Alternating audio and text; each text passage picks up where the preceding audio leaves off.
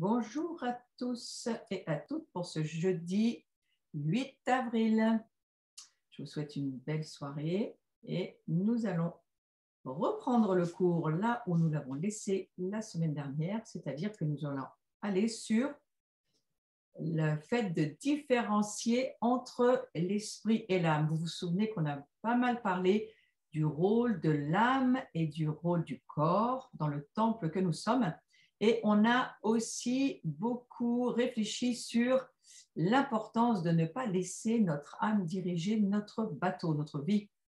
Et je rappelle que l'âme est un levier de vitesse, comme un levier de vitesse dans une voiture. L'esprit est là, mais on doit bien se rendre compte que sans l'aide de l'âme, la voiture n'avancera pas. Alors non seulement l'âme n'est pas appelée à diriger la voiture en elle-même, mais elle est quand même très utile pour que la voiture puisse circuler. Alors nous sommes ainsi faits, notre âme est appelée à être ce levier de vitesse concernant la direction que va nous donner le Saint-Esprit. Comprenez-le bien parce que dans toute l'histoire de notre vie, nous avons besoin de bien saisir cela.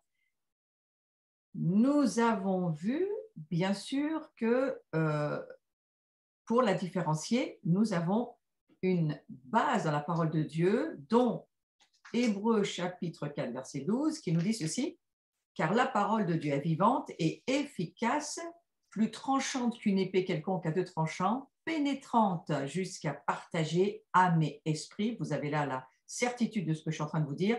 Jointure et moelle, elle juge les sentiments et les pensées du cœur.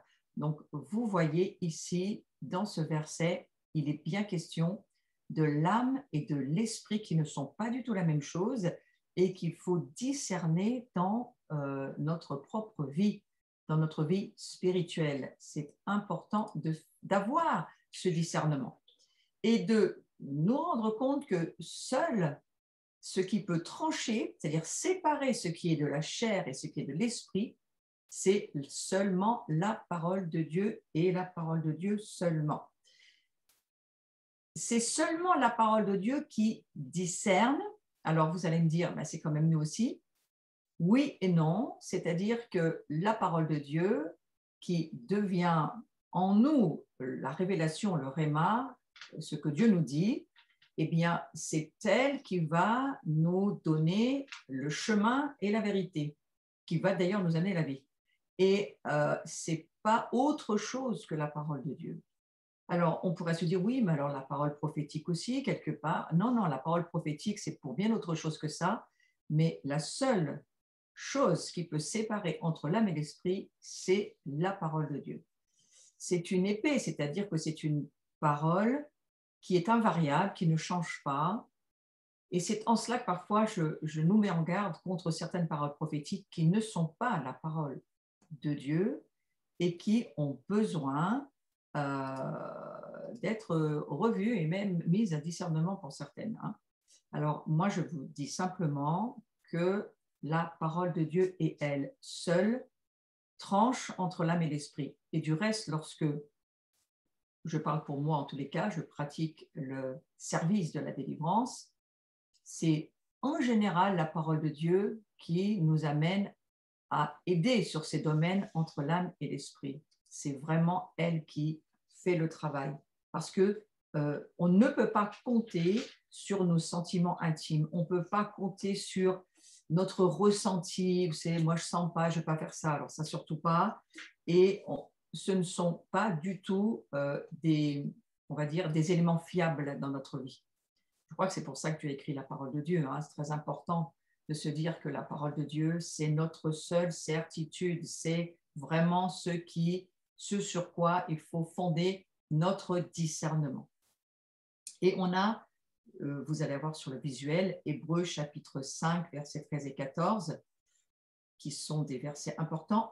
Or, quiconque en est au lait n'a pas l'expérience de la parole de justice. Oui, on parle de justice, de jugement. On parle de choses qui vont être du côté légal, c'est-à-dire qu'est-ce que la justice et qu'est-ce que qu'est-ce qui va juger nos vies? Donc, séparer entre l'âme et l'esprit, c'est une forme de gouvernement, évidemment.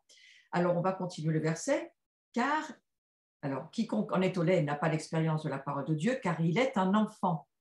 Mais la nourriture solide est pour les hommes faits, c'est-à-dire les hommes mûrs, hommes et femmes mûrs, pour ceux dont le jugement est exercé par l'usage ou la pratique ou l'expérience, à discerner ce qui est bien et ce qui est mal. Vous savez qu'à la base, au tout début, Dieu n'était pas tellement intéressé à ce qu'on s'aiguise sur ce domaine du bien, du mal. Je crois qu'il aurait préféré, le Seigneur, faire lui-même, nous laisser, lui laisser à lui le côté éducatif, le côté de nous amener à discerner. Et si vous avez lu le livre de Jean-Marc Taubois, au commencement, il l'explique d'une façon magistrale. Hein. Et c'est une des premières fois où j'ai saisi, en lisant son ouvrage, que, au fond, Dieu n'était pas intéressé à ce qu'on découvre l'art de la connaissance du bien et du mal. Il n'était pas intéressé du tout, parce que il voulait, lui, comme un père avec ses enfants, au fur et à mesure de notre marche, je pense qu'il souhaitait nous faire voir, nous aider dans notre relation Dieu-homme, mais parfaitement relié à Dieu, comme l'étaient Adam et Ève. Il souhaitait nous faire voir le bien et le mal et nous éduquer lui-même. Or, ça ne s'est pas passé comme ça. Et en goûtant à l'arbre de la connaissance du bien et du mal, on est rentré dans cet univers du malin pour lequel Dieu nous avait dit, ne touchez pas à cet arbre-là, faites manger de tous les arbres du jardin que vous voulez, mais ne touchez pas à cet arbre-là. Or, c'est à cet arbre-là qu'ils ont touché. Un excellent livre aussi, deux arbres dans le jardin, je crois que c'est ça le titre de Rick Joyner, excellent ouvrage qui vous explique ô combien il aurait mieux fallu ne pas toucher à cet arbre, mais maintenant que c'est fait, eh bien nous avons travail et discernement et besoin de la parole de Dieu pour savoir ce qui est permis, ce qui ne l'est pas, ce que Dieu nous laisse faire et ce qu'il nous interdit de faire. Et tous les conseils de Dieu sont dans cette parole qui est puissante, efficace et qui, je le redis, tranche. C'est là où nous en sommes, entre l'âme et l'esprit. Elle pénètre, elle partage. C'est quelque chose de spirituellement réel.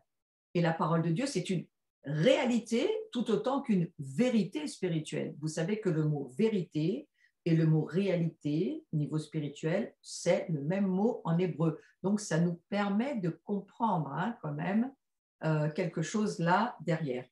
Donc, la capacité du discernement vient avec la marche selon, voilà, Bruno nous a montré le livre, il y avait deux arbres dans le jardin. Ce sont des livres fondamentaux qui nous donnent une culture pour comprendre, une culture spirituelle, pour comprendre ce que Dieu veut nous dire. Alors, il n'est pas tout jeune, ce livre, hein, mais je pense qu'il n'a pas d'âge, il est toujours excellent. Donc, la capacité du discernement, je le redis, vient avec la marche selon le conseil de Dieu par sa parole. Je vois trop, moi personnellement, de gens dans le monde qui se disent charismatiques, qui ne s'appuient que sur leur révélation, que sur ce qu'ils entendent, mais on ne peut pas penser, grandir, mûrir, avoir du discernement si on ne connaît pas la parole de Dieu. Il faut absolument la lire. C'est ni ton prêtre, ni ton pasteur qui doivent te diriger, c'est la parole de Dieu. Donc, et je dis ça alors que moi, je suis un pasteur moi-même. Donc, je crois qu'il est important de se rendre compte, à moins de vivre selon la parole de Dieu, et bien entendu de la mettre en pratique, parce que c'est ça qui est très important, on ne peut pas avoir de discernement. Et vous savez que ce passage de Romains 12, je vais y revenir, ce n'est pas dans mon cours, mais je vais y revenir 2 minutes parce qu'il faut reprendre ce verset de Romains chapitre 12. Ne le prenez pas, ne faites rien, je vais juste le lire et je n'ai pas besoin d'autre chose que de vous le lire correctement, donc je prends ma Bible. Romains 12, c'est très important parce que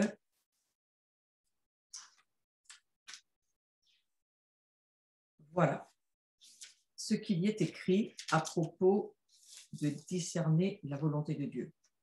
Je vous exhorte donc, frères et sœurs, par les compassions de Dieu, à offrir vos corps comme un sacrifice vivant, saint, agréable à Dieu, ce qui sera de votre part un culte raisonnable. Ça, c'est le numéro 1. Si on veut pouvoir discerner, entendre la volonté de Dieu, une des premières choses, offrir nos corps. Et comme on est dans un cours, on parle beaucoup du corps. Vous voyez, le corps, il sert à ça. Il sert à s'offrir et à se donner en sacrifice vivant, c'est-à-dire à être là où Dieu nous appelle à être pour l'adorer, le célébrer, etc.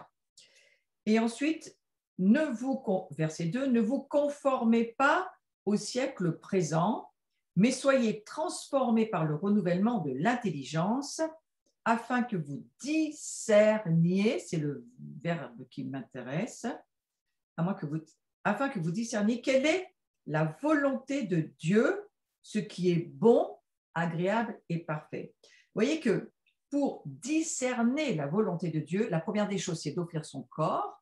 Et je vous rappelle que notre corps, nous savons tous ce que c'est, hein, c'est ce qui nous forme, l'être de chair que nous sommes.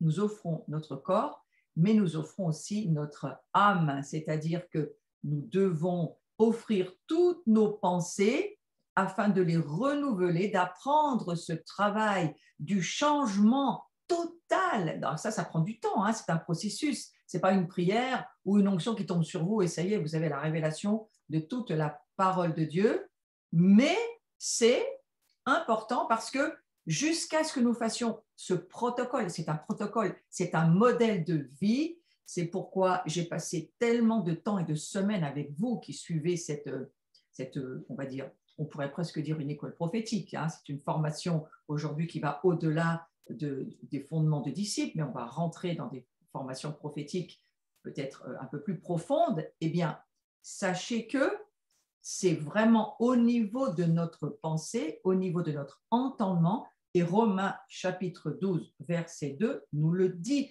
de mille manières. Vous avez beaucoup de... Je suis allée parce que j'ai enseigné sur ce sujet pendant des années, je continue d'ailleurs, et combien de traductions disent, je les connais dans ma tête, c'est pour ça que je vous les donner comme ça de mémoire, non seulement il faut que vous soyez transformés par le renouvellement de l'intelligence, il faut réorienter vos pensées. C'est ce que diront d'autres traducteurs. Réorientez votre pensée de façon à penser ce que Dieu pense, pas ce que vous pensez. Il y a beaucoup d'autres traductions, hein, mais la réorientation de nos pensées, je la trouve intéressante. La métanoïa, c'est-à-dire le changement de ton entendement, de ta mentalité, de ta façon de percevoir les choses pour que tu puisses percevoir, non pas comme toi, en tant qu'être humain, tu perçois, mais comme Dieu, en tant que Dieu, perçoit les choses. Et c'est seulement à ce moment-là, afin que vous pouvez l'entourer dans votre Bible, c'est extrêmement important, afin que vous discerniez quelle est la volonté de Dieu. Alors ici, c'est pour la volonté, mais je peux vous dire que pour le discernement dans la maturité, c'est exactement la même chose. Et il nous faut absolument avoir ce protocole, faire ce protocole pour que nous puissions faire cette séparation entre ce qui est de la chair et ce qui est de l'esprit. Moi, j'y travaille toujours dans ma propre vie. J'ai commencé sur bien des domaines. Je me suis rendu compte que nous sommes perclus de forteresses, de raisonnements, de doctrines, de dogmes, de toutes sortes de choses que la religion nous a mises. Il y a des très bonnes choses qu'il faut garder, il y a des fondements bibliques qu'il faut garder, il y a des doctrines bibliques qu'il faut garder, mais les doctrines qui ne sont pas dans la parole de Dieu, personnellement, je ne les garde pas. Parce que Dieu dira, ne rajoute rien et n'enlève pas un iota de ma parole. Donc, c'est un ordre de Dieu et nous aurons comme cela facilité à discerner sa volonté, mais aussi ce qui est de la chair et ce qui est de l'esprit. Donc, c'est cette capacité de discernement que nous devons demander, nous devons soupirer après cette capacité, nous en avons vraiment besoin. Il faut exercer le discernement dans chaque situation, chercher à savoir quelles sont les forces spirituelles à l'œuvre dans une situation donnée, c'est quand même une des choses que Dieu nous demande de faire, chercher à discerner l'esprit qui est transmis au travers des paroles données. C'est pour cela que nous allons certainement, moi je fais venir d'ailleurs un orateur très bientôt, John Tressel, qui sera un dimanche matin, je ne sais plus lequel, sur la Brie, où il va commencer à redonner des fondements sur la prophétie. Nous avons besoin de revoir notre façon de vivre la parole prophétique et nous avons besoin de savoir, est-ce que cette parole, elle est de Dieu ou est-ce qu'elle n'est pas de Dieu? Et ô combien, moi je me suis occupée, je m'occupe encore de personnes qui ont entendu des prophéties, qui ont pourri leur vie et qui n'étaient pas de Dieu. On appelait cela on disait, ces personnes pensaient que c'était des prophéties, ça n'en était pas du tout. Donc, nous avons besoin de ce discernement aujourd'hui pour savoir si les paroles qui nous sont données, si les paroles que nous allons donner aussi aux autres, ça fait partie, bien sûr, l'homme spirituel, rappelez-vous, la femme spirituelle doit mûrir, grandir et bien entendu, mûrir et grandir correctement. Ça serait beaucoup mieux que mal grandir, mal mûrir et comme certains diraient, Carlos entre autres, ne pas pourrir, c'est beaucoup mieux. Hein? Donc, attention pour cela. On va un peu décortiquer pendant quelques temps ces mots, mais vous allez voir combien les mots sont éclairants et combien c'est important de laisser au travers d'un mot les révélations nous rejoindre, parce qu'au fond, c'est à cela que ça sert. Alors, le mot esprit, en grec, il signifie pneuma, pneumatique, pneumatikos, qui signifie, alors ça c'est là où j'en suis, et ensuite c'est le visuel suivant sur lequel nous allons réfléchir. Voilà. Le mot pneumatique, du reste, vient de là et qui signifie le souffle, le vent, l'esprit, qui donne l'adjectif spirituel. Hein. Alors, vous allez me dire, le mot esprit, c'est ruach en hébreu, oui, mais l'esprit, c'est le mot pneuma. Et le mot grec pour âme, c'est le mot psyché, duquel dérivent les termes tels que psychologique, psychiatre, psychosomatique, psychiatrique, c'est tout la même chose. Ça, c'est du domaine de l'âme. Le mot iatre, kiatre en grec, ça veut dire soigne. Donc, un psychiatre, c'est un médecin de l'âme. Il n'y a pas d'adjectif pour le mot âme en français. Il n'y a pas d'adjectif. Donc, on va dire que c'est un médecin de l'âme. Il n'y a pas d'adjectif pour le mot âme, comme en grec, par exemple. Donc, les deux adjectifs, pneumatikos, l'esprit, ce qui est spirituel, et psychikos, qui est de l'âme, on pourrait dire charnel, mais attention, parce que dans charnel, souvent, il y a la notion du corps. On va plutôt dire de l'âme, c'est plus juste. Ils apparaissent plusieurs fois dans le Nouveau Testament. Et quelle est la différence entre ce qui est spirituel et ce qui appartient à l'âme? Alors, je pourrais vous dire, et bien reportez-vous au cours précédent où nous avons vu que dans la marche par l'esprit, toute la différenciation entre l'homme naturel, l'homme charnel, l'homme spirituel, il y a des cours excellents qui sont faits dessus en amont, mais là, je vais aller sur autre chose.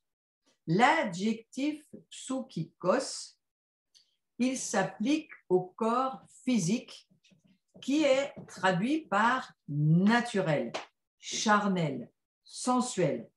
Cet adjectif, il appartient au monde. Ça veut dire, en termes bibliques, que c'est la pensée du monde. Donc, si je reviens à mon livre de Romains chapitre 12, verset 2, le renouvellement de l'intelligence, c'est le renouvellement de l'âme. Donc, il va falloir renouveler les pensées qui viennent de ce monde, les pensées qui viennent de notre chair, les pensées qui appartiennent au monde ou qui ont la pensée du monde. Non, j'aimerais mieux que tu me remettes le visuel 33, ça serait beaucoup mieux. Et donc, ce fameux psychikos, charnel, sensuel, naturel, voilà, merci, cet adjectif-là, il s'applique au monde, il s'applique à l'âme, il s'applique à tout ce qui vient de ce monde. il faut se le mettre une fois pour toutes dans notre case intérieure, parce que toute notre vie, et moi-même encore aujourd'hui, lorsque je pèse dans le discernement, je dois me demander, est-ce que c'est quelque chose de psychikos ou c'est quelque chose de pneumatikos, qui sera de l'Esprit de Dieu, et ça n'a absolument rien à voir. Donc, nous ne pouvons pas clairement faire la distinction entre le spirituel et le naturel, c'est-à-dire ce qui vient de l'esprit, ce qui est spirituel, ce qui vient de Dieu, qui vient d'en haut, et ce qui vient de l'âme, c'est-à-dire ce qui vient du charnel, du monde, du sensuel, à moins de cerner ces deux traductions. Alors, prenez-en note et souvenez-vous-en, c'est important pour le discernement.